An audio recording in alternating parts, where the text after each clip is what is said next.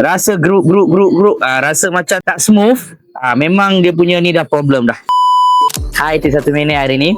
Okey, hari ni saya nak tegur sikit kepada siapa yang tukar absorber tu. Kalau tukar absorber baru, contoh ni Pro2 Beza, owner mengadu absorber dia problem. Okey, so kita suggest dia pakai Kaiba Trares lah. Cuma kat sini saya nak ingatkan, tolong check sekali benda ni. Ni namanya mounting absorber. Okey, mounting absorber dia ni ada bearing kat belakang. Okay. So kita tengok macam cantik, betul tak? Tapi sebenarnya bearing ni yang kita nak kena check juga. Sayang daripada getah ni. Nampak dia ada gap kat sini kan?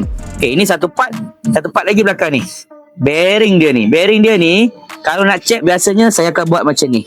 Saya akan masuk kat jari saya macam ni. Saya akan pusing. Kalau waktu saya pusing ni rasa geruk, rasa macam tak smooth, memang dia punya ni dah problem dah.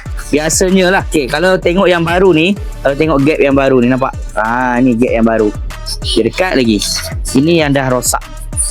Okay. Lepas tu yang baru, sama juga, dia ada bearing.